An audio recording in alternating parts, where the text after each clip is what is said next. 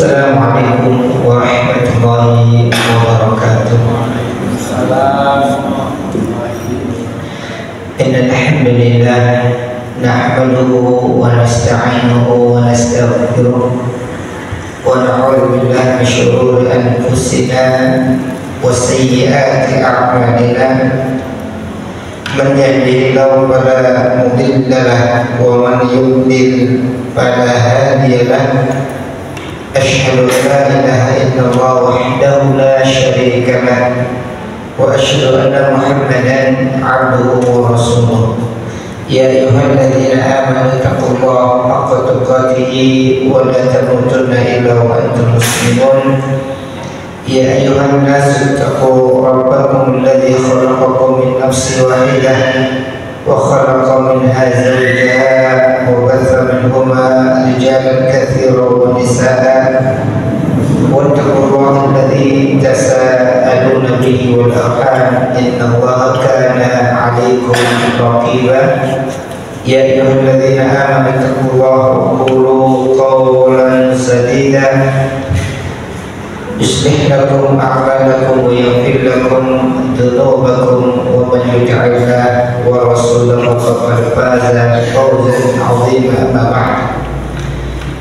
Ahibati fillah, insyaallah kita akan melanjutkan kajian kita dari kitab Manhajus Salaf fi Tazkiyatin Nufus, dan kita masih di dalam pembahasan bab terakhir di kitab ini, itu bab tentang zuhud, hukum-hukumnya dan perkara apa saja yang bisa membantu seorang muslim untuk bersikap zuhud. Kita sudah menyelesaikan 4 bab yang pertama, dan di dalam pembahasan masalah zuhud ini ada 9 bab di kitab ini, sehingga masih tersisa 5 bab. Adapun malam hari ini kita akan membacakan bab majaa fi tahdhir min fitnatin nisa, bab tentang dalil-dalil yang menjelaskan tahdhir atau peringatan dari fitnah wanita. Dan bab-bab yang lain di dalam bagian akhir ini, nanti bab yang ke-6 bab tentang qanaah, ridha dan merasa cukup. Bab ke-7 tentang wara', apa itu wara'. Bab ke-8 tentang menjaga lisan, dan bab ke-9 atau bab terakhir dari kitab ini yaitu mengambil pelajaran dari kematian. Ini insyaallah bab-bab terakhir yang ada di dalam kitab Manhajus Salaf fi Tazkiyatin Nufus.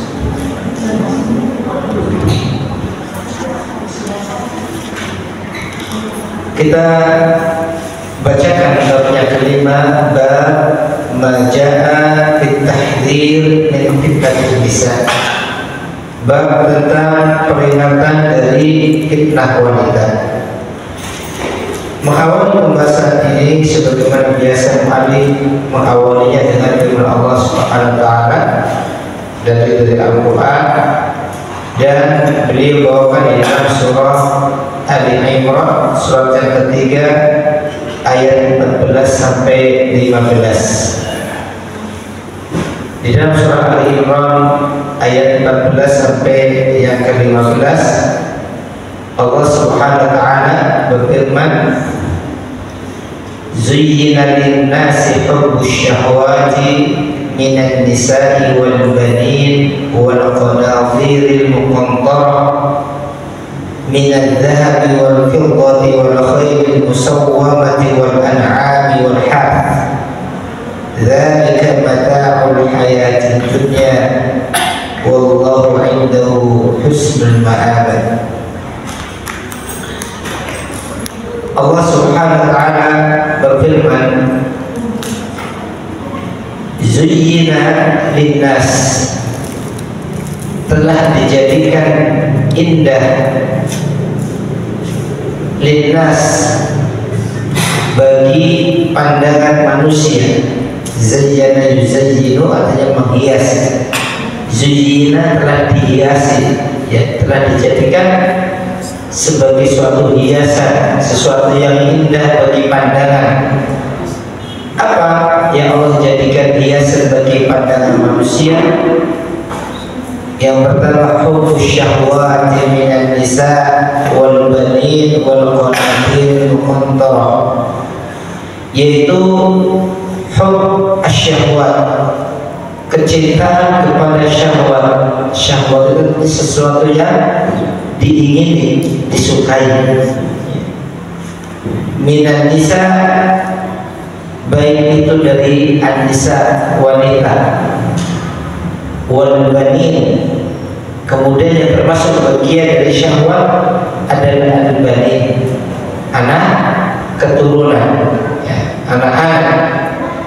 Wal qantarati wal qanatir muqantarah, dan juga al-qanatir al-muqantarah, harta yang melimpah, ya, harta minadz dzahab, baik itu berupa emas, wal fiddah, perak, al-khayl musawwamah, kuda pilihan, al-khayl kuda, al-musawwamah kuda pilihan, kuda yang baik, wal an'am maupun binatang ternak, wal harth, dan tanaman, ya, atau sawah ladang, al-harth.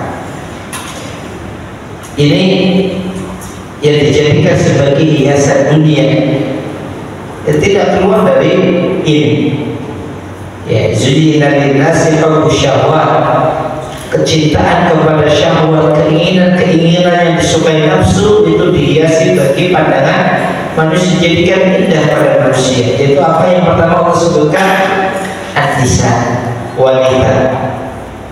Ini sumber kesenangan bagi nafsu manusia. Bahkan Nabi mengatakan, ya, kesenangan pada wanita. Kemudian kedua, al-banin, anak-anak. Tidak dipungkiri anak-anak itu sumber kesenangan orang tua, ya, sumber kebahagiaan orang tua, ya, yang menyenangkan pandangan orang tua itu anak-anak. Kemudian al-qanatir al-muqantarah, dan juga harta yang melimpah, baik itu emas, perak, atau al-khayl musawwamah, kuda pilihan. Ya, kalau kita sekarang kan ada naik kuda, yang kendaraan, ya, kalau zaman kita bukan kuda. Itu zaman Nabi, kuda itu kendaraan pilihan.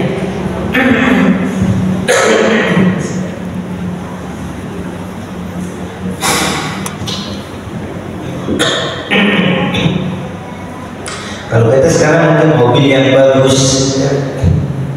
Wal an'am, ya, binatang ternak yang kita miliki, wal harth, dan juga sawah ladang yang dimiliki. Kemudian Allah Subhanahu wa taala mengatakan, dzalika mata'ul hayatid dunya. Itu semua, baik wanita, anak-anak, harta, apakah emas, perak, kendaraan, sawah ladang, ternak, semuanya, kata Allah, mata'ul hayatid dunya. Itu mata itu artinya apa? Sumber kesenangan bagi kehidupan dunia. Dan itu tabiat, fitrah manusia pasti suka dengan itu semua. Kalau orang tidak mendapatkan kenikmatan itu, ada yang bermasalah pada fitrahnya, ya. Itu fitrah memang sudah Allah fitrahkan kepada kita, ya. Ada kesenangan atau syahwat pada wanita, pada anak-anak, pada harta yang kita miliki, dan seterusnya. Allah katakan itulah mata'ul hayatid dunya, kesenangan kehidupan dunia. Kalau Allah mengatakan wallahu indahu, dan Allah di sisinya husnul ma'ab, ada tempat kembali yang lebih baik, yaitu surga. Ya, Allah menjelaskan, ya, surga itu lebih baik dari itu, semua. Kita sedikit bacakan beberapa tafsir.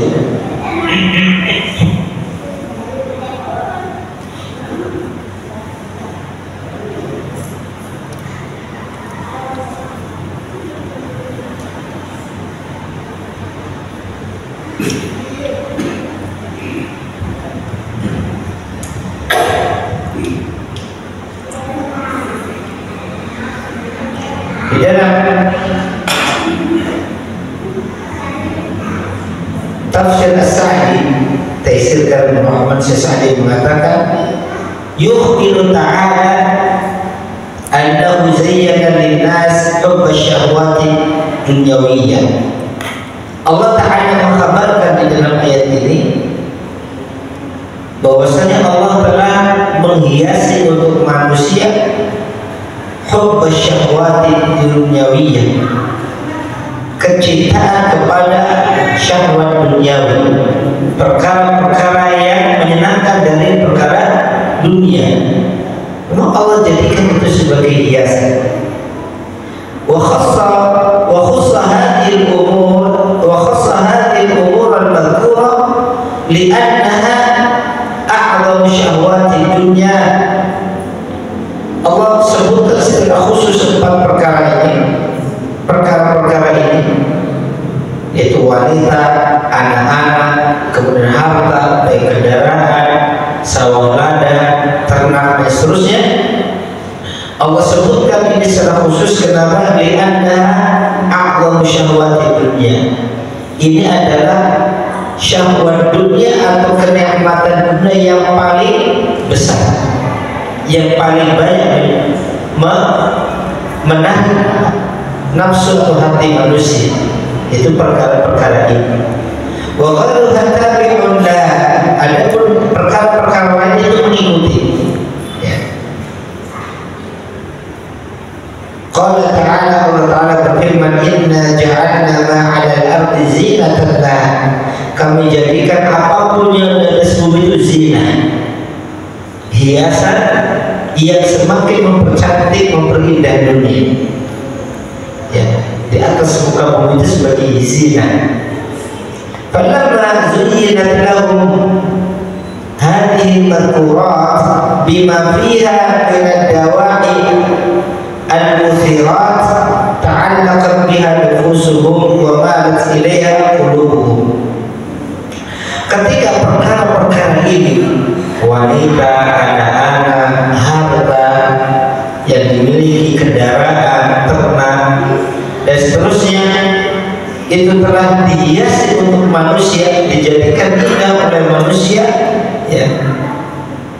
Bima fiha minad dawa'i al-muthirat, di mana di dalam perkara-perkara itu ada ad-dawa'i, faktor-faktor yang al-muthirat yang mempunyai pengaruh kepada nafsu manusia. Jadi tidak dipungkiri itu semua ada faktor yang bisa mempengaruhi jiwa seseorang. Ta'allaqat biha nufusuhum, maka jiwa-jiwa manusia pun terikat dengan perkara-perkara itu. tabiat. Memang tabiat yang Allah berikan kepada kita sebagai ujian. Sebagai ujian Allah jadikan kecintaan itu sebagai ujian. Ya, wa malat ilaiha qulubuhum, sehingga hati-hati manusia malat ilaiha, condong kepada perkara-perkara. Ya. Wa qasamu bihasabil waqi ila ismain.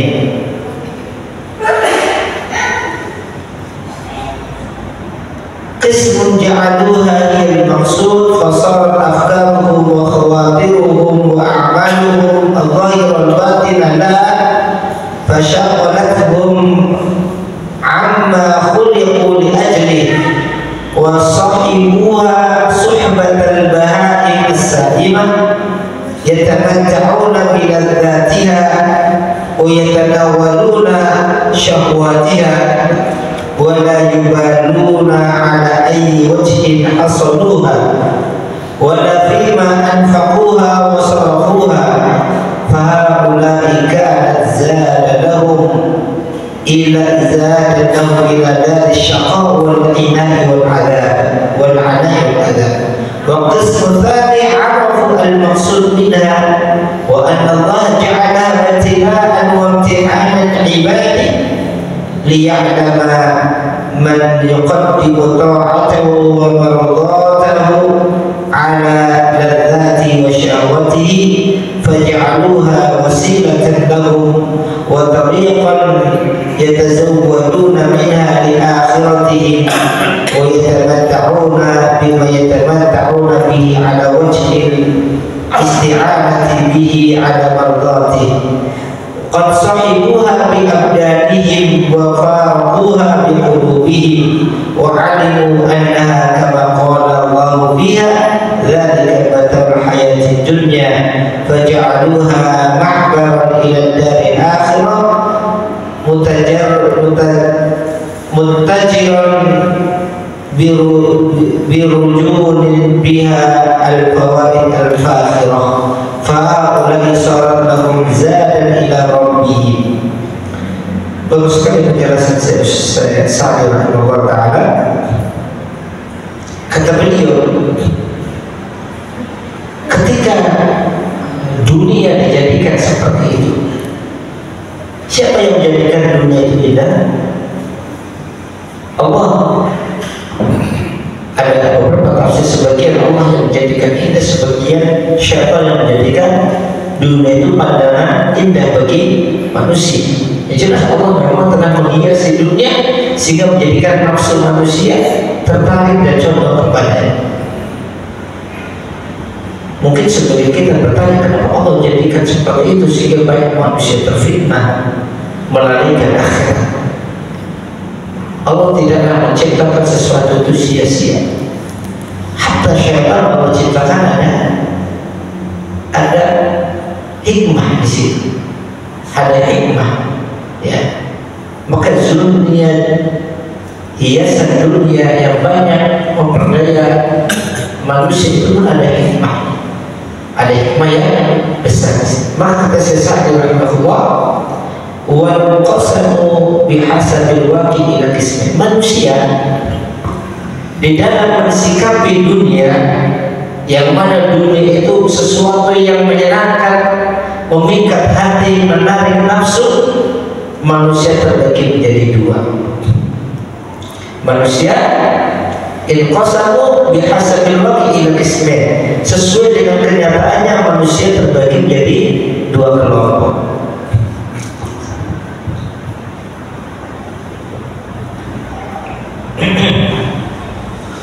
Mensikapi hal ini, kesemua kelompok yang pertama kata Sa'di rahimahullah, ja'aluha hiya al-maqsud.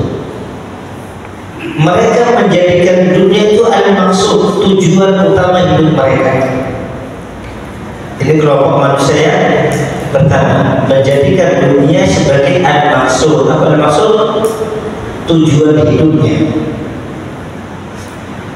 Seolah-olah tidaklah dia diciptakan oleh Allah kecuali untuk itu, untuk perkara dunia. Dan banyak orang seperti ini kita dapat, ya. Seolah-olah dia tidak hidup di sini kecuali memang untuk itu saja.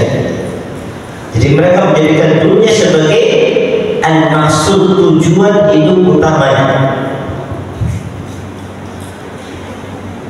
Makanya kalau kita tanya cita-citanya, keinginannya, apa harapan terbesar Anda, harapan terbesar saudara, keinginan saudara yang paling utama. Kalau tanya kepada kelompok ini apa? Jawabannya tidak akan keluar dari urusan-urusan dunia dengan berbagai macam jawaban. Ada yang keinginan terbesar dalam hidup saya bagaimana punya rumah yang besar. Keinginan hidup saya bagaimana saya melihat anak-anak saya sukses kehidupannya. Keinginan terbesar dalam hidup saya bagaimana ini saya punya jabatan, dan seterusnya. Jawaban yang tidak keluar dari perkara dunia. Kenapa jawabannya seperti itu? Karena memang hati dia menjadikan dunia ja'aluha hiya al-maqsud. Ia jadikan dunia sebagai maksud atau tujuan yang dituju dalam kehidupannya, dan tidak ada ruang bagi akhirat. Tidak ada porsi atau ruang akhirat di dalam cita-cita dia. Ya kadang kalau kita lihat anak-anak, nah apa cita-cita mau jadi dokter, mau jadi polisi, sekedar itu ya. Cita-cita yang menembus akhirat jangan.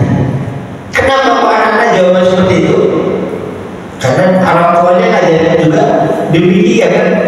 Kamu sekolah yang rajin, ya belajar yang benar, biar bisa jadi dokter, biar bisa jadi ini, biar bisa jadi sudah sekedar itu.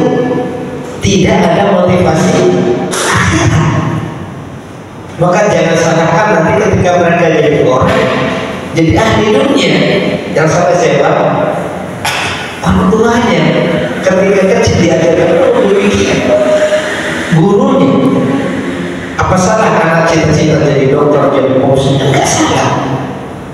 Yang salah karena mereka tidak diikat cita-citanya dengan yang lebih tinggi dari itu, akhirat. Jadi dokter dan dokter yang benar sehingga bisa menolong manusia dan ini bermanfaat untuk manusia dan seterusnya. Itu yang kurang. Motivasinya sekedar motivasi dunia. Akhirnya ketika jadi orang, jadi dokter, yang mikirnya dunia. Gimana dia tahu dokter kan sekolahnya mahal. Sekarang mungkin yang miliarnya. Kedokteran itu, fakultas kedokteran 100-200 nggak ada malah. Di atas 500 baru sampai FM kalau masuk itu kedokteran. Makanya jangan kalau jadi dokter tarifnya mahal. Sekali pegang, sekali diagnosis berapa Pak? 200-300. Kita yang kerja keras dari pagi sampai sore bayar cuma 100.000. Dokter sebenarnya 20 ya. Tapi jangan ini, modalnya juga besar. Modalnya besar. Ini kelompok yang pertama. Ja'aluha hiyal maksud. Mereka jadikan dunia sebagai al-maksud, tujuan utama dalam kehidupannya. Fasarat afkaruhum wa khawatiruhum wa a'maluhum ghairan batinah laha. Kata Syekh apa? Ketika dia sudah menjadikan dunia sebagai al-maksud, sebagai tujuan hidup yang utama, akhirnya apa? Afkaruhum, pola pikir dia, wa khawatiruhum, apa yang senantiasa dia pikirkan, dia terbesit dalam benaknya, wa a'maluhum al-zahir wal batinah, perbuatan-perbuatan dia, aktivitasnya yang nampak maupun yang tersembunyi, maksudnya dalam hati, lah itu semua dia gunakan untuk meraih dunianya. Jadi semua potensinya untuk dunia. Tidak mikir kecuali mikir dunia, tidak merancang kecuali rancang dunia, tidak melakukan aktivitas kecuali aktivitas untuk kebaikan dunia. Fasyaghalatuhum amma khuliqu li ajli. Apa akibatnya? Konsekuensinya apa? Maka kesibukan dunia itu menyibukkan dia dari tujuan utama dia dihadirkan di dunia. Apa tujuan utama dia dihadirkan di dunia? Dia tidak tahu. Dia kira dia dilahirkan di dunia untuk itu, padahal bukan. Allah mengatakan wa ma khalaqtul jinna wal insa illa liya'budun ay illa liwahidun. Tidaklah aku ciptakan jin dan manusia kecuali agar mereka beribadah kepadaku, mentauhidkan Allah. Seolah-olah tidak ada tujuan yang lain kecuali ibadah. Itulah tujuan utama Allah ciptakan manusia di dunia. Bukan tujuannya untuk menguasai dunia, tapi tujuan utama ibadah. Maka kata Sa'di, orang seperti apa? Syaghalahum amma khuliqu li ajli. Perkara-perkara itu menyibukkan mereka dari tujuan utama dia diciptakan, yaitu untuk ibadah kepada Allah Azza wa Jalla. Akhirat dilupakan. Kalau mengingat ada sekenanya, ya. Jadi akhirat itu ada sekenanya. Kapan ingat akhirat? Kalau pas lagi santai lagi longgar, baru ingat untuk urusan akhirat, ya. Tapi waktu-waktu yang berharga, pikiran yang berharga, semangat yang berharga itu semua itu dunia, bukan akhirat. Akhirat kasih sisa-sisanya, ya. Itu alhamdulillah masih ingat. Kadang ada yang sama sekali lupa, ya. Sehingga mungkin dia sholat, tapi sholatnya tidak ada kenikmatan. Sholat tapi tidak ada kenikmatan. Karena sekadar namanya seorang muslim kan sholat, ya sholat 5 waktu sholat, ya tapi tidak ada nikmat di situ, ya. Zikir pun ala kadarnya, kalau dia ada waktu, ya, dan seterusnya. Ya sudah, saya alhamdulillah bisa diterangkan.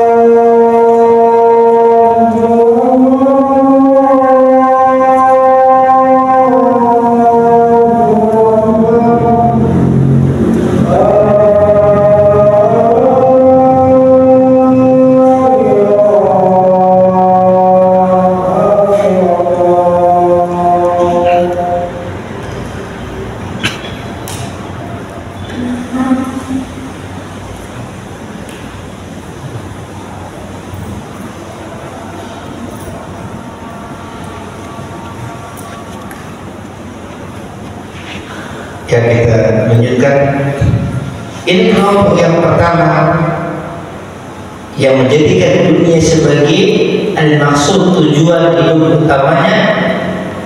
Akhirnya dunia menyibukkan dia dari tujuan utama mereka diciptakan, yaitu beribadah kepada Allah Azza wa Jalla. Wa sahibuha suhbatal ba'i as-sadiq. Akhirnya mereka bergelut dengan dunia sebagaimana binatang, ya, sebagaimana al-ba'i binatang ternak dengan dunia, ya, untuk makan, untuk bersenang-senang, seperti itu. Kalau binatang tidak ada nanti perhitungan amal, ya. Tidak ada pembalasan amal, walaupun nanti ada kisos, bagaimana dalam beberapa riwayat. Tapi kisos binatang hanya untuk menunjukkan keadilan Allah.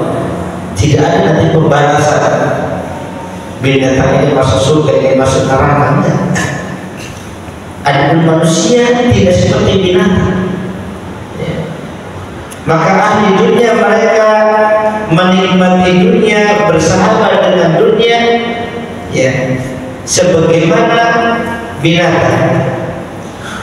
Yatamatta'una biladzatiha, bersenang-senang dengan kenikmatan dunia.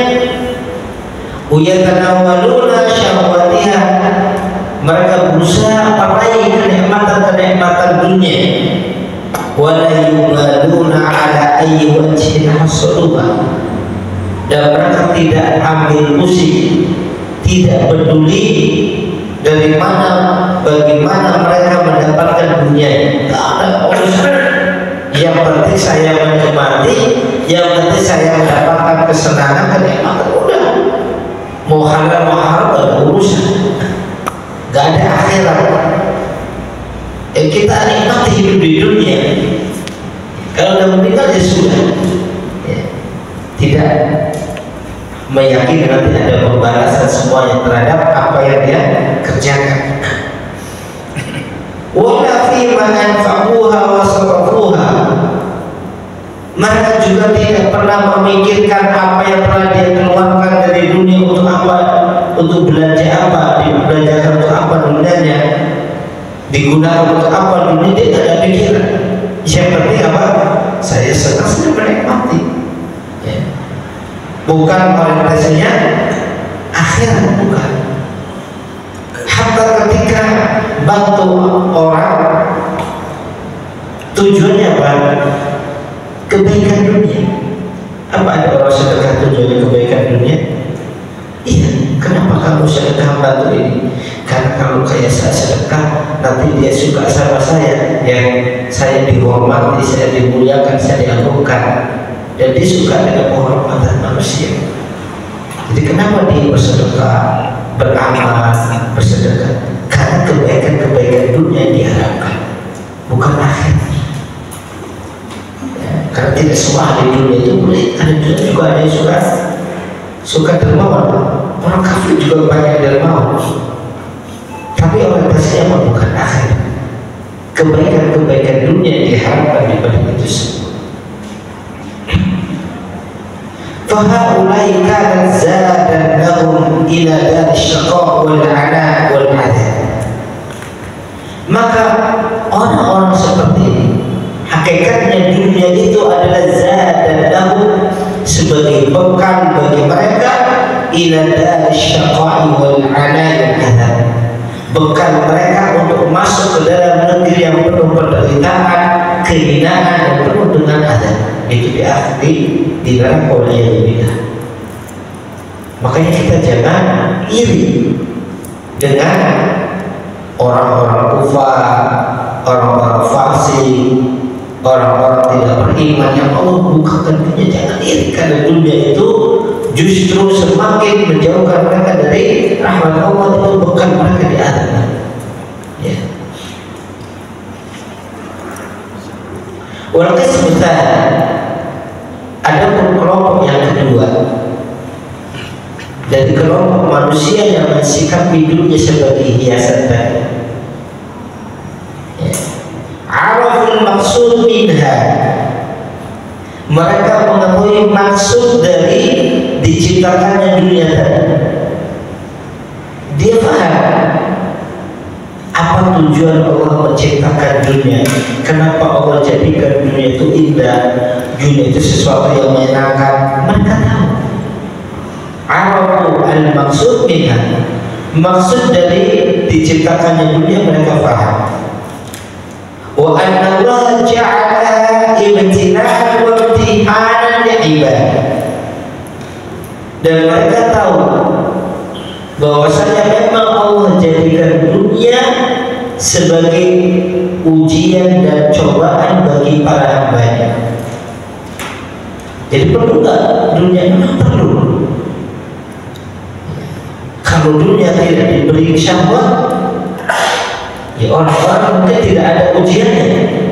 Maka orang yang jujur, yang tidak jujur tidak ketahuan mana yang imannya benar, mana yang imannya tidak benar, tidak terlihat.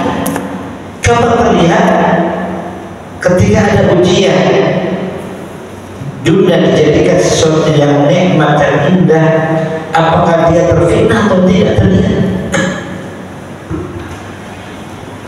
Sebagaimana seorang guru kan, kapan seorang guru akan tahu persis kemampuan murid-muridnya? Ketika ada ujian, ya. Ketika belum diuji kadang belum kelihatan, ya, walaupun kelihatan sekilas, kata belajar kelihatan, ya. Paham, mudah-mudahan jelas, kayaknya semua muridnya sudah paham semua. Begitu dikasih tes, dikasih soal, nilainya 5, 6. Kayak saya guru jadi sering bilang paham, begitu diuji baru tahu, oh ternyata anak diri saya nggak paham dalam urusan ini, dalam materi. Kapan terlihatnya?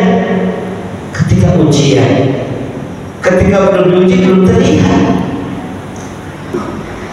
Maka kalau yang kedua tahu bahwasanya memang dunia Allah hiasi, Allah jadikan kecintaan kepada dunia, kepada nafsu manusia itu sebagai ibtilaan wa imtihanan, ujian dan cobaan, bukan sebagai tujuan hidup, bukan, tapi memang dunia itu sebagai ujian dan cobaan. Nah, harus kita lalui, ya, harus kita lalui, ya. Karena ujian kalau nggak lulus, ya. Anak kalau nggak melalui ujian nggak lulus, ya. Lulus itu harus sudah lewat ujian. Nah.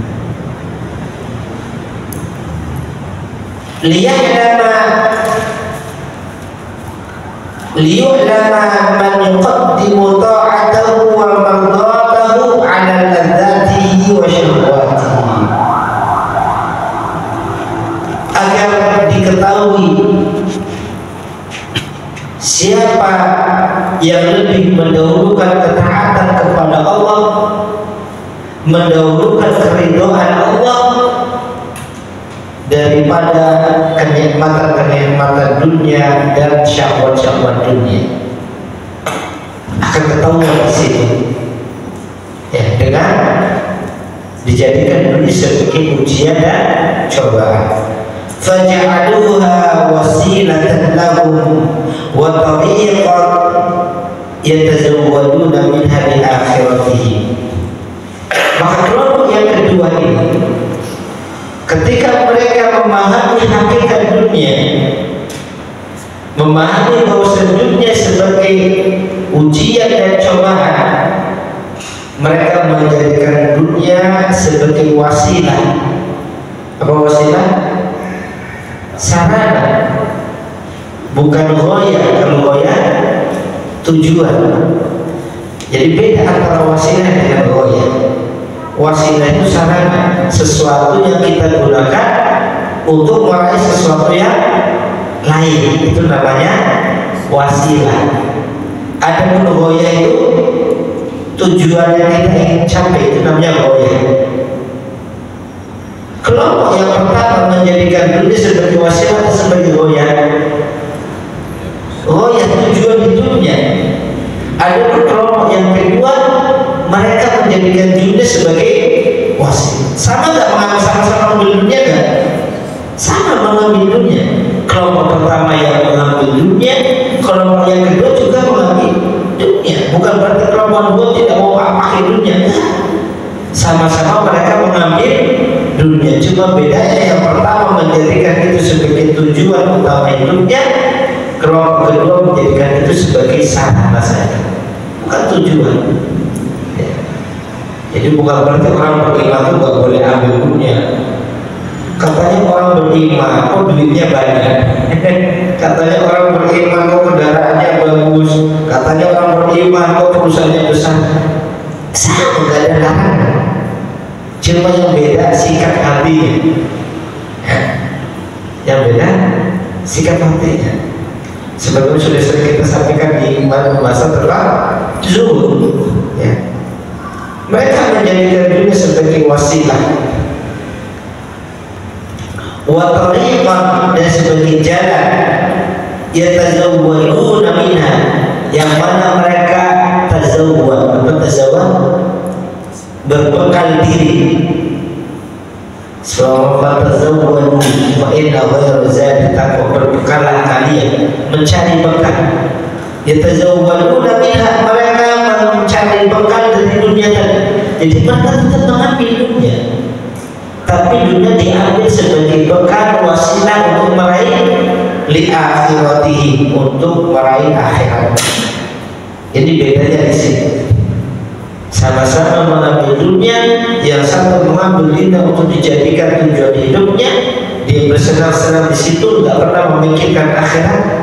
Yang satu mengambil dunia, tetapi dunia dijadikan sebagai bekal untuk mendapatkan akhirat. Bagaimana dunia dijadikan bekal dalam akhirat? Dia punya harta, dia faham bagaimana dengan harta ini saya bisa mendapatkan kebaikan akhirat. Gunakan harta untuk sedekah, untuk infak dan seterusnya. Berarti tetap mengambil harta, tapi harta dijadikan sebagai wasilah sarana meraih akhirat. Dia punya ilmu, bagaimana ilmu ini kita jadikan wasilah meraih kebaikan akhirat. Ajarkan ilmunya kepada manusia, dan yang lainnya dan yang lainnya. Wa yatamatta'una bima yatamatta'una bihi ala wajhi isti'anati bi ala mardati. Mereka juga tamatta', bersenang-senang dengan dunia. Orang-orang beriman tidak dilarang untuk menikmati dunia. Ya. Mereka juga tamatta', bersenang-senang dengan dunia. Tetapi beda dengan kelompok yang pertama cara bersenang-senang. Ada kelompok yang pertama tamatnya bersenang-senangnya tidak peduli urusan akhirat. Yang penting bagaimana dia memuaskan nafsunya, syahwatnya, menikmati dunia. Gak ada ambil pusing urusan akhirat. Ada kelompok yang kedua, mereka juga bersenang-senang dengan dunia, ala wajhi isti'anat bi ala mardati, tetapi bersenang-senang dengan dunia itu dalam rangka dari sisi al-isti'anah untuk membantu ala mardati, mencari ridha Allah. Sebagai contoh, bersenang-senang dengan wanita, ya, dengan nikah, ya, nikah mendapatkan ridha Allah. Kalau nikah kan juga mendapatkan kenikmatan dengan istri yang dengan jima dan seterusnya. Tetapi itu sesuatu yang mendatangkan ridha Allah Azza wa Jalla. Qad sahibuha bi abdanihi, mereka bergelut dengan dunia bi abdanihi, dengan badan-badan mereka, dengan fisik-fisik mereka. Artinya fisik mereka terlibat terjun di dunia, bukan menjadikan orang yang sama sekali lepas dari dunia. Enggak. Mereka juga sibuk dalam urusan dunia, yang menggeluti, yang profesinya, pekerjaannya terjun di situ, ya, bergelut dengan dunia, dengan badan-badan mereka, ya. Wa faraquha bi qulubi, tetapi hati mereka berpisah dengan dunia. Maksudnya apa? Hatinya senantiasa ikatnya dengan akhirat. Seperti kemarin mereka berusaha meraih dunia di tangan mereka, tapi tidak sampai masuk ke hati. Kenapa? Karena di hati sudah penuh dengan perkara-perkara akhirat. Sebagaimana bejana, ya, atau gelas ini, kalau ini sudah penuh dengan susu misalkan, kita kasih air pun tumpah, nggak bakal masuk. Kenapa? Sudah penuh isinya dengan akhirat, sehingga dunia tidak sampai menguasai hati. Tapi ketika hatinya kosong dari akhirat, ketika dimasukkan dunia, masuk. Seperti gelas kalau kosong, kasih air ya masuk kan? Masuk. Tapi kalau sudah penuh dikasih air, ya masuk keluar. Ya kita salah. Kenapa kok saya susah sekali mengeluarkan kebesaran dunia di hati saya? Karena mungkin hati antum penuh dengan kosong dan akhirat. Ya, saya sangat terikat dengan dunia karena hati itu kan sebuah bejana, wadah. Ya, ada kapasitasnya. Kalau kosong, dunia masuk, ya sudah. Ya. Karena tidak ada kebesaran akhirat di hati kita. Tapi kalau akhirat sudah memenuhi hati seseorang, dunia walaupun ada di tangannya, sebanyak apapun kasih air di gelas, masuk gak? Gak masuk, ya. Gampang keluar lagi. Demikian juga kita dapat dunia di tangan, untuk keluar juga gampang, gak berat. Ya. Kalau hati kita sudah dipenuhi dengan kebesaran akhir, makanya kita lihat akhwat azanku, Nabi Sallallahu Alaihi Wasallam sering memasukkan kebesaran akhir di hati para sahabatnya. Ya, lihat ketika Nabi memberikan motivasi beramal kepada sahabat, apa yang diberikan janjikannya? Kebaikan dunia atau akhirat? Motivasi amal kebanyakan yang dijanjikan Nabi dunia atau akhirat? Akhirat. Walaupun sekarang orang kadang kurang mampu, ya, seperti saya sampaikan, sampai akhirnya sedekah pun pakai motivasi dunia. Kenapa? Karena akhirat nggak laku. Kalau Anda sedekah sekian Allah akan beri kamu di surga. Kelamaan nggak menarik. Tapi kalau Anda sedekah 100.000, Allah akan ganti 200.000. Sedekah motor kasih mobil kasih rumah. Kenapa pakainya gitu? Berarti dia sedang mengajarkan kebesaran dunia. Dan itu bukan dakwah Nabi. Akhirnya motivasi akhirat tidak ada. Hanya orang itu gampang ketipu kan? Akhirnya kan ketipu. Jangan disalahkan kalau tertipu. Karena mau dari awal sudah motivasi dunia. Akhirnya kasus penipuan segala macam yang disalahkan misalnya dia juga salah. Ya. Kenapa begitu? Karena kalau motivasi dunia akhirat tidak laku. Ya. Makanya inilah bagaimana kita yang melatih jiwa kita untuk membesarkan akhirat di hati kita sehingga tidak mudah terfitnah dengan dunia. Karena kalau dunia itu punya potensi kuat untuk memfitnah. Ya, karena memang Allah jadikan itu sesuatu yang indah, bukan biasa-biasa saja. Kemudian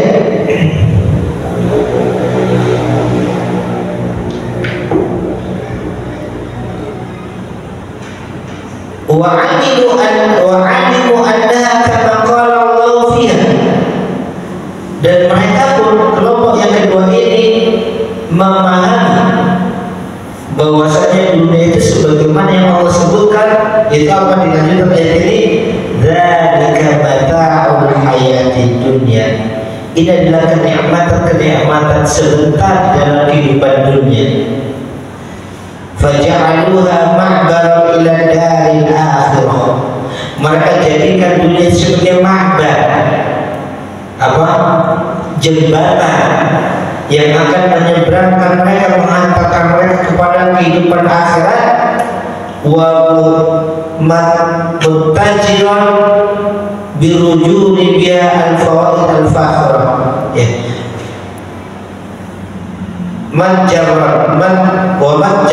Jadi mereka jadikan dunia itu bahan perdagangan untuk meraih keuntungan yang besar di akhirat nanti. Faulai sarat lahum zadan ila rabbihim.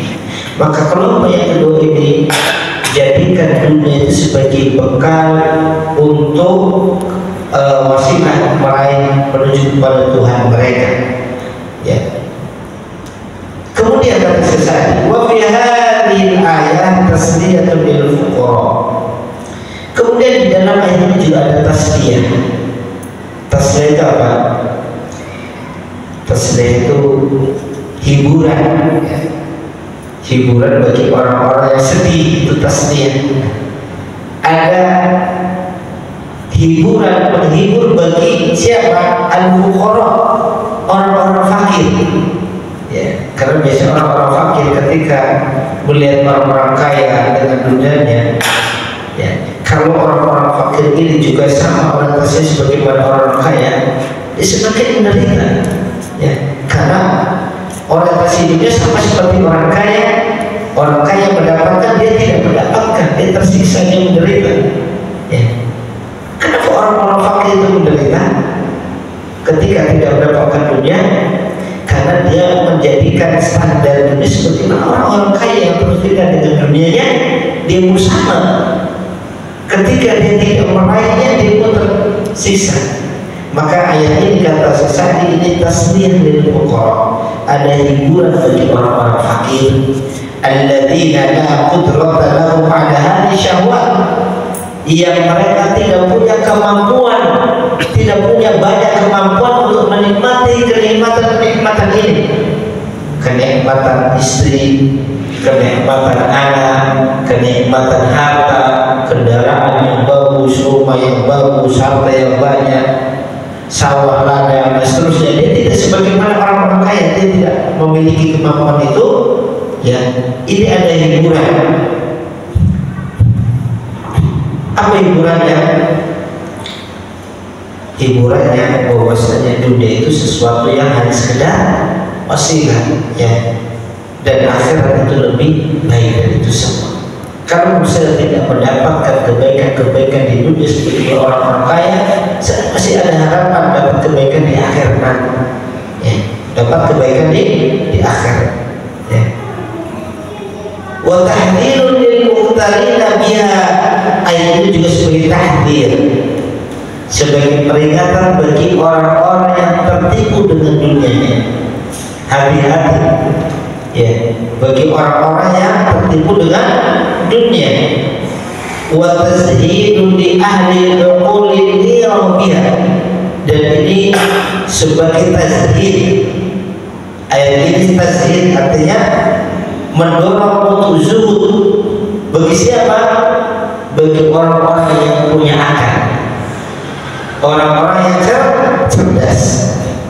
Karena orang dikatakan cerdas itu apa?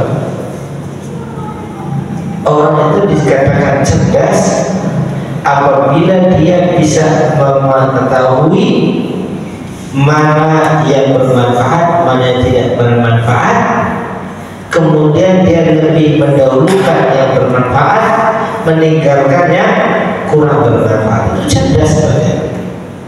Berarti orang cerdas, tahu mana yang baik, mana yang buruk, mana yang lebih utama, mana yang kurang utama. Itu orang cerdas. Kebalikannya safi, orang bodoh, tidak tahu mana yang baik, mana yang buruk. Lebih parah lagi, dia mengambil yang buruk, dia tinggalkannya baik. Itu kan definisi saung kan. Orang dikatakan bahwa dia bagus, dia pintar, dia cerdas, apa? Dia tahu mana yang bermanfaat dan mana yang kurang bermanfaat. Dia ambil yang bermanfaat, tinggalkan yang kurang bermanfaat. Maka orang-orang yang zuhud sejatinya adalah orang-orang yang punya akal yang cerdas. Kenapa? Karena dunia tidak sampai bisa menipu akal dia. Dia tahu, ya. Wa ta'lamu dzalika anna Allah ta'ala ba'da al-daril qarar wa nusil al-muttaqin wa nusil al-muttaqin al-abrar. Kesempurnaan dari itu Allah menyebutkan yang setelahnya, yang bahwasanya Allah sebutkan tentang darul qarar, negeri akhir yang penuh dengan keabadian.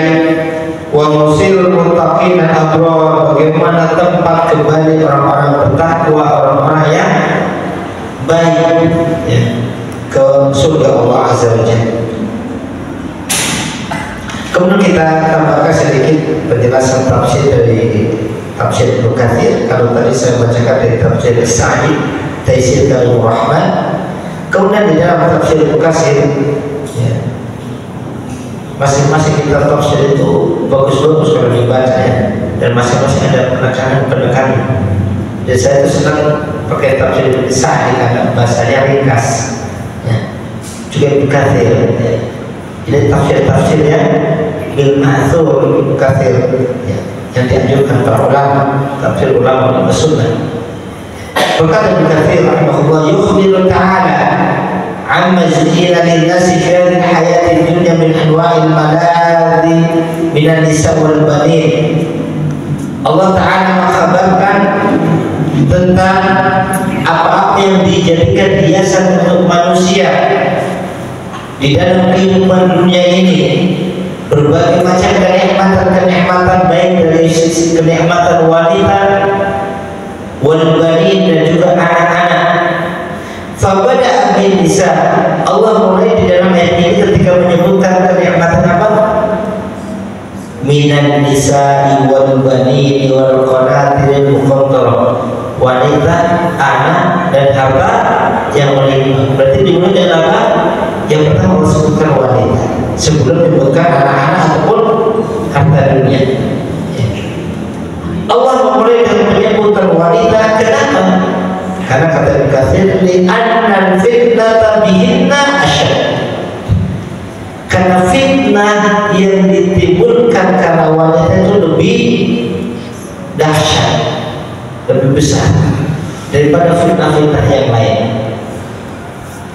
Kama thabata fi sahih annahu alaihi salam qala, sebagaimana di dalam sahih Nabi sallallahu alaihi wasallam berkata, bersabda, dan nanti di kitab ini disebutkan juga, ma taraktu ba'di fitnatan adharu 'ala rijal min an-nisa, tidaklah aku tinggalkan setelahku suatu fitnah yang lebih berat bagi seorang laki-laki daripada fitnah wanita. Fa'amma idza kana al-qasdu bihinna al-i'fa wa kathratul awlad fa hadha matlubun marghubun fi mandubun ilayh.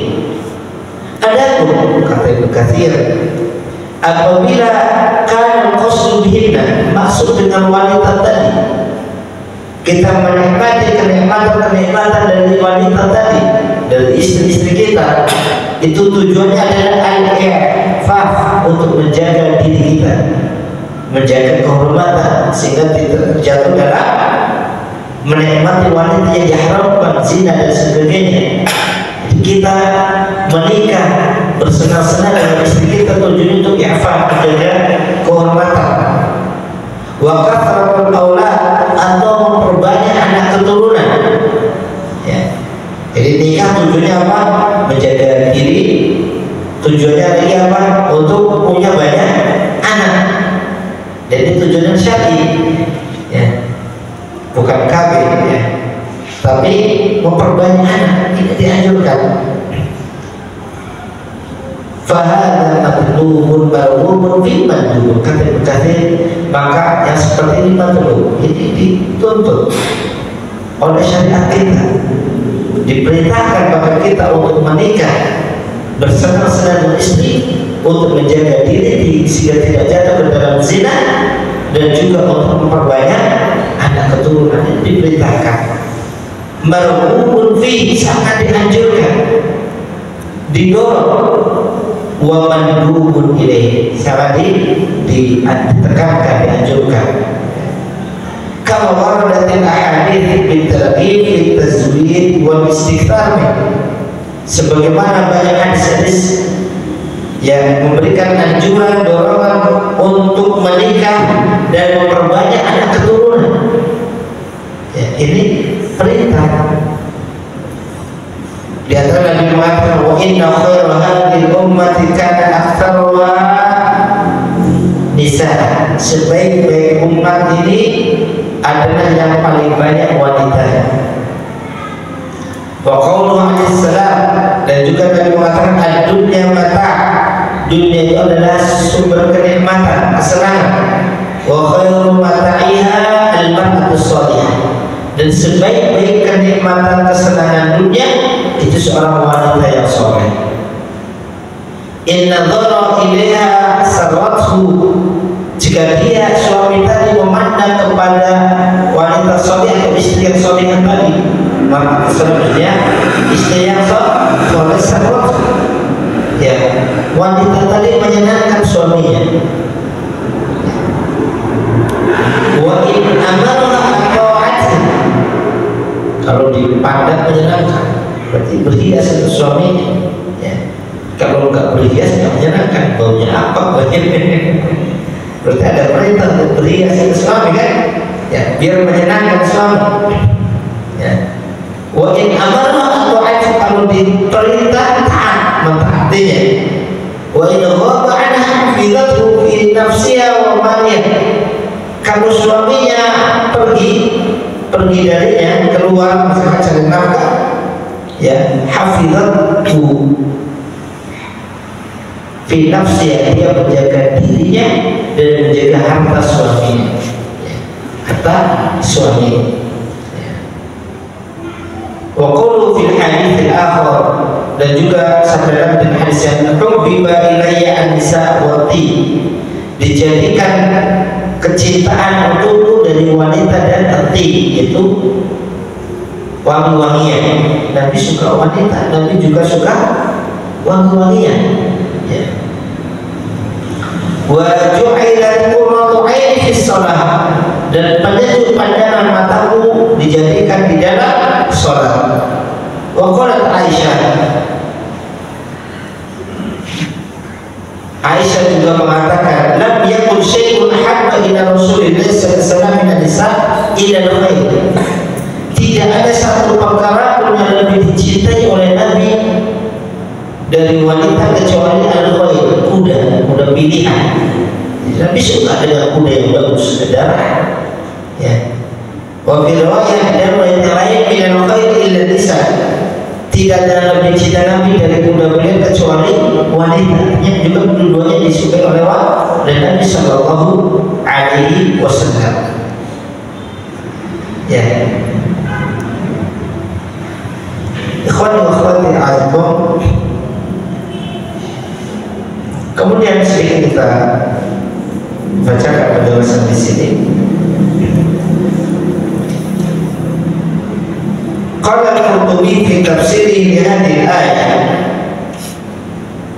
Al-Imam Al-Qurtubi di dalam tafsirnya, tafsir Al-Qurtubi, berkata ketika menafsirkan ayat ini, Al-Imran ayat 14-15, qawluhu minan nisa, firman Allah minan nisa, dari wanita, hubbu syahwati minan nisa, kecintaan syahwat nafsu dari wanita, bada bihinna likathrati tasawwufun nufus ilaihi, Allah subhanahu wa ta'ala memulai dengan wanita karena memang nafsu manusia, jiwa manusia itu banyak melihat atau terarah kepada wanita.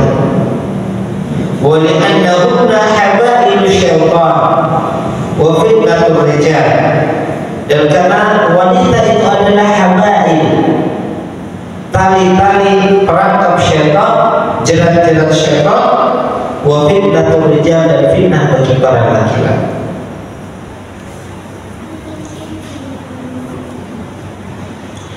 Wa qala Al-Qayyim rahimahullah, berkata, wa amara Allah ta'ala nabiyahu an ya'mura al-mu'minin bi ghaddi absarihim wa hifdhi furujihim. Allah subhanahu wa ta'ala memerintahkan kepada nabinya agar Nabi memerintahkan kepada orang-orang beriman bi ghaddi absarihim, untuk menundukkan pandangan mereka, wa hifdhi furujihim, dan menjaga kemaluan mereka, wa an yu'allimahum annahu musyahidun li a'malihim muttali'un 'alaiha, dan agar Nabi mengajarkan kepada orang-orang beriman bahwasanya Allah senantiasa melihat amal-amal mereka, Allah mengawasi amal perbuatan mereka. Allah berfirman dalam surah Ghafir ayat 19, ya'lamu kha'inatal a'yun wa ma tukhfis sudur. Allah mengetahui pandangan-pandangan mata yang khianat dan apa saja yang disembunyikan oleh dada-dada. Wa lamma kana mabda'uha dzalika min qibalil basar. Ketika sumber kerusakan itu semua, ya, sumbernya atau awalnya itu dari sisi pandangan, ja'ala al-amra bi qaddihi muqaddaman ala hifdzil farj. Allah jadikan perintah menundukkan pandangan itu didahulukan dari menjaga kemaluan. Ya. Bi qaddi absarihim wa hifdzil furujihim. Yang pertama menundukkan pandangan, kemudian menjaga kemaluan. Kenapa menundukkan pandangan didahulukan? Karena itu mabda awal dari kerusakan, dari awal dari pandangan. Fa'in dari hawadith mabda'uha mabda'a minan nazar. Karena kejadian-kejadian, perbuatan-perbuatan dilakukan itu biasanya awalnya dari mana? Mabda'nya, berawalnya dari pandangan dulu. Maka ketika menundukkan, ditutup dari potensi awal, pintu awalnya sudah ditutup. Kama anna ma'dhaman nar mabda'uha min mustasqirin syarab. Sebagaimana kebanyakan ma'dhaman nar, sebagian besar, ya, neraka, artinya orang jatuh ke dalam neraka awalnya min mustasqirin syarab. Kebanyakan karena orang meremehkan perbuatan dosa, perbuatan kemaksiatan. Orang terjatuh ke dalam neraka awalnya karena meremehkan, ya, perkara-perkara dosa. Summa takunu nadratan. Ya, ketika sudah meremehkan, anggap remeh, kemudian memulainya dengan nadrah, dengan pandangan. Summa takunu khadra. Setelah pandangan kemudian pun terlintas di dalam otaknya, di dalam pikirannya. Summa khadwa. Setelah pandangan terbesit dalam pikirannya, akhirnya ada khadwa. Khadwa ada sebuah langkah usaha untuk merealisasikan. Summa khati'ah. Pun terjadi kemaksiatan, perbuatan dosa. Lihat ini, karena itulah dikatakan kata Ibnu Qayyim, man hafidha hadhihi al-arba'a ahraza dinah. Siapa yang bisa menjaga 4 perkara ini, berarti dia menjaga agamanya. Kata Ibnu Qayyim, siapa yang bisa menjaga 4 perkara, ya, yang akan disebutkan, berarti dia menjaga agama dia. Apa itu? Yang pertama, al-lahdzat, yaitu lahdzat, apa? Pandangan-pandangan mata, ya, ya, kedipan mata yang pertama, pandangan pertama. Karena munculnya awalnya dari pandangan pertama. Wal khatarat, yang kedua adalah al-khatarat, pikiran-pikiran yang jelek yang biasanya muncul setelah apa? Setelah pandangan tadi, setelah melihat kemudian muncul di benaknya. Dia menjaga pandangannya, ya, kemudian dia melawan pikiran-pikiran yang tidak baik yang terlintas dalam benaknya. Walafdhah, dan ucapan-ucapan, ya, sebagai bentuk realisasi dari apa yang dia pikirkan tadi. Kemudian terakhir wal-khutwah, kemudian langkah-langkah ketika ada keinginan melakukan kemaksiatan dia tahan. Bayat bagi abdi an yakuna bawwaba nafsihi ala hadhihi al-abwabil arba'ah. Maka semestinya sejujurnya bagi seorang hamba untuk senantiasa menjaga diri, ya, dari 4 perkara ini, dari pandangan, dari apa yang terlintas dalam pikiran, apa yang dia ucapkan, kemudian dari perbuatan. Wa yulazimur ribat ala thubuliha, dan dia terus-menerus berjaga di apa namanya thubuliha, di pagarnya, di bentengnya, agar tidak sampai lolos. Faminha yadkhulu alaiha al-adu, karena dari empat perkara ini musuh dia akan masuk, seperti orang penjaga yang menjaga benteng kaum muslimin, ya dari pintu masuknya dijaga, kalau lainnya maka musuh akan masuk dan menyerang. Sebagaimana syaitan akan masuk sekitar di sini. Pertama, pintu gerbang yang pertama apa? Pandangan dulu. Kalau ini sudah ditutup, berat syaitan akan masuk lagi. Kalau itu sudah jebol, masuknya kedua apa? Setelah pandangan pikiran. Ya, setelah pandangan jebol lolos, masuk kepada pikiran kita. Ya, setelah pikiran juga lolos, kita nggak mampu menjaga diri lagi, masuk kepada ucapan-ucapan. Setelah ucapan lolos, masuk kepada tindakan. Dan itulah pintu masuk syaitan.